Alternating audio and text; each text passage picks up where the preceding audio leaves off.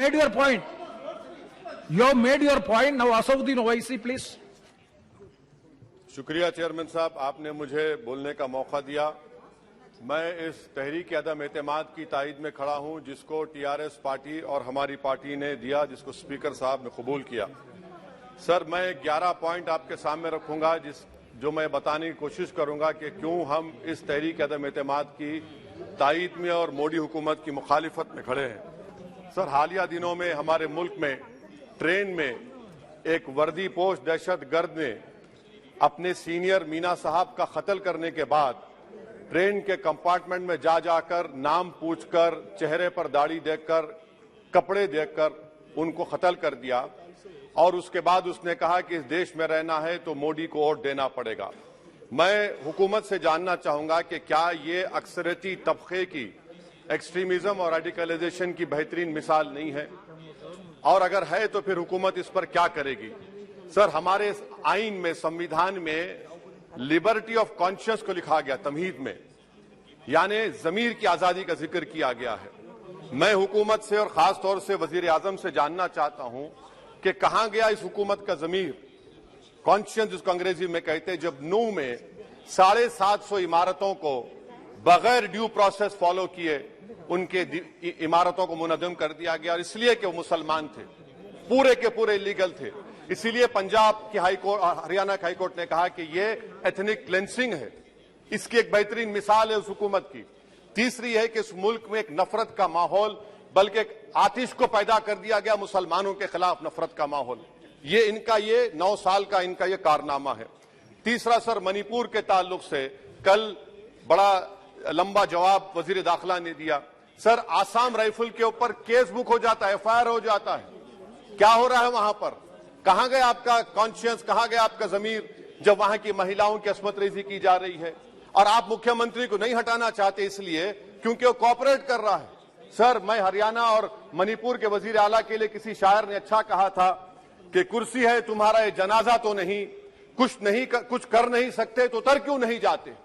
आखिर कहां गया? उन ताबूतों में खो गया कि आपका कॉन्शियस, आपका जमीर, जहां पर 50,000 लोग बेघर हो गए, यानी 6 लाख हथियारों को लूटा जा रहा है। आखिर कौन सा आप इंचार्ज वहां पर हैं? सर, 14 पॉइंट हिजाब को एक मसला बना दिया गया और मुस्लिम बच्चों को तालीम से महरूम कर दिया गया। क्या ये आपका लिबर्टी ऑफ कॉन्शियंस है? कहां गया आपका जमीर? सर, अभी आपने फाइनेंस मिनिस्टर साहबा ने कहा, यहां पर डीएमके के मोहतरमा कनीमोजी ने महाभारत के द्रौपदी का जिक्र किया। मैं ये पूछना चाहता हूं, बिल्किस बानो इस देश की बेटी है या नहीं? जिस बिल्किस बानो को लोगों ने 11 लोगों ने रेप किया, प्रेग्नेंट थी, उसकी मां का रेप किया, उसकी बेटी को कत्ल कर दिया, उसकी मां का कत्ल कर दिया, आपने कातिलों को रिहा कर दिया। ये आपका कॉन्शियंस है? ये आपका कॉन्शियंस है? आप तो मेजोरिटेरियन पॉलिटिक्स को फरोग दे रहे हैं। सर, आज चाइना के ऊपर कोई नहीं बोलते हैं।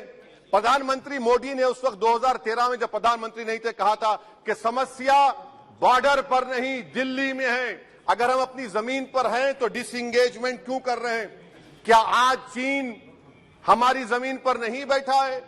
क्या आज चीन से आप बातचीत कर रहे हैं? आप डिसएंगेजमेंट कर दिए। बताइए डी-एस्केलेशन, डी-इंडक्शन कब होगा? मैं आपके जरिए इस हुकूमत को बता रहा हूं कि अगर प्रधानमंत्री ने अहमदाबाद में शी जिनपिंग को बुलाकर झूला झुलाया था, क्या हुआ? क्या नतीजा निकला उसका? चेन्नई दिखाया, क्या नतीजा निकला? सर, इसलिए चीन पर बोलिए, चीन को उखाड़ कर फेंकिए। सर, और एक पॉइंट जिस पर मैं मुखालिफ तायद में खड़ा हूं, हाई इन्फ्लेशन है इस मुल्क में, हाई अनएम्प्लॉयमेंट है, स्टैग्नेटिंग कंजम्पशन है। इसकी वजह से महिलाओं में हाई एनीमिया लीड कर रहा है। ये हुकूमत इसकी जिम्मेदार है। सर, कुलभूषण जाधव कहां है? पाकिस्तान में बैठा है, आप क्यों नहीं लेके आते?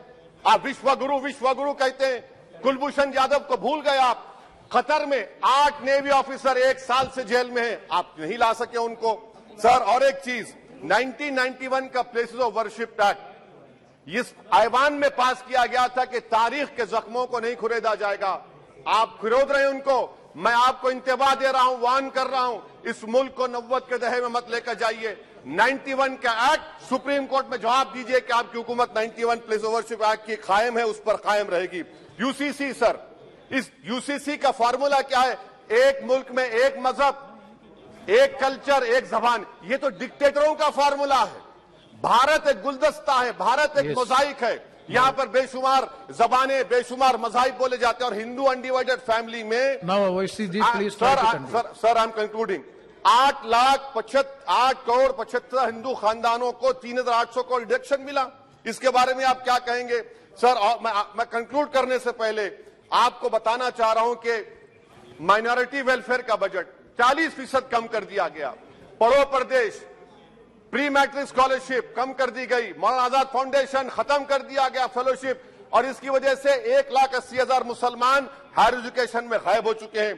सर, मैं इख्तिताम में कह रहा हूं कि पसमानदा मुसलमान से प्रधानमंत्री को बड़ी मोहब्बत है। ये कौन सी आपकी मोहब्बत है पसमानदा, जो आपका एक मुसलमान मिनिस्टर नहीं है वहां पर?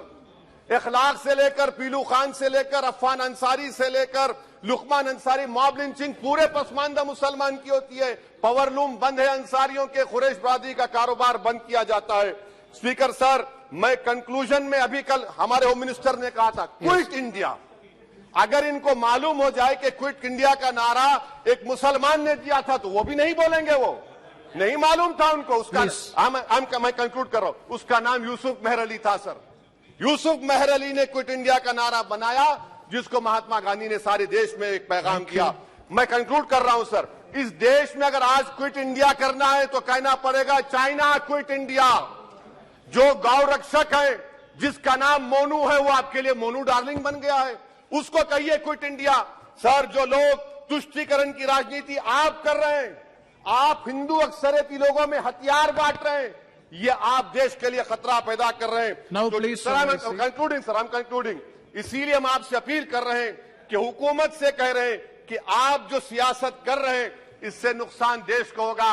प्रधानमंत्री जब खड़े होकर जवाब देंगे, हम उनसे पूछना चाह रहे हैं, पॉइंटेड क्वेश्चन है, क्या देश बड़ा है या हिंदुत्व गोलवालकर की आइडियोलॉजी बड़ी है? मैं इस तहरीक अदम एतमाद की तायद में खड़ा हूं और हुकूमत की मुखालिफत में। सर, एक आधा मिनट सर, दो लोग, दो महाज है इस मुल्क में, एक चौकीदार है, एक दुकानदार है। एक चौकीदार है, एक दुकानदार है। जब जुल्म हम पे होता कोई मुंह नहीं खोलते। यूएपीए का कानून अमित शाह ने लाया, इन दुकानदारों ने तायद की। आज उस यूएपीए का कानून में 83 साल का बुढ़ा सिपर खत्म करो, सिपर नहीं होने से मर गया। आखिर कब तक दुकानदार और चौकीदार हमारी लाशों पर सियासत? सर, हम कंक्लूडिंग, कब तक सियासत करेंगे? अगर आप जुल्म के खिलाफ आवाज नहीं उठाएंगे तो आपकी दुकानदारी नहीं चलेगी, चौकीदार को पता धन्यवाद तीसरा महाज करेगा। शुक्रिया सर।